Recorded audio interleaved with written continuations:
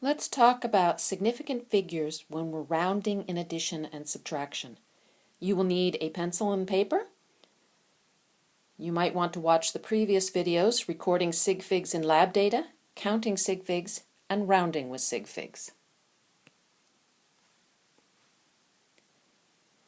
In addition and subtraction, we round the calculator answer to the least known place. For the first example, we have 12.08, which we know to the 100th place, 1.5, which we know to the 10th place. So we're going to round our final answer to the 10th place. 13.58 rounds to 13.6. 12.57 we know to the 100th place, minus 1 we know to the ones place, so we will round to the ones place. So 11.57 will round up to 12. For our last example, we know 0.85 to the 100th place, 30.0 to the 10th, so we're going to round to the 10th position. So 30.85 will round up to 30.9.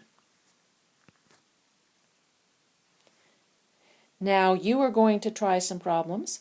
Pause the video, try these, and restart the video for answers when you are ready.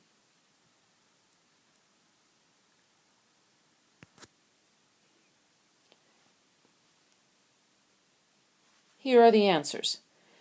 1.2 is good to the 10th position. That's the weakest number, so we're going to be rounding to the 10th position.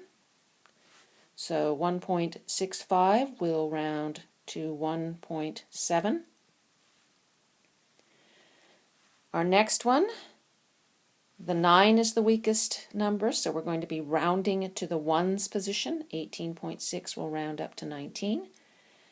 And in our last one, 32 is good to the ones position, so we'll be rounding to the ones position. So 31.1 will round down to 31.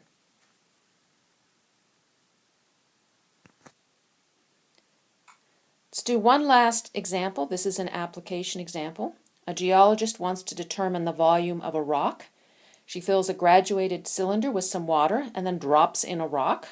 What is the volume of the rock?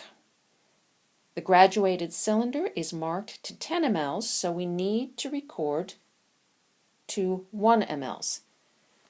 So our first value here is 100, and we have to tell everybody that it falls exactly on the 100 mark, so we're going to put a decimal there to show that that 0 is good to the ones position.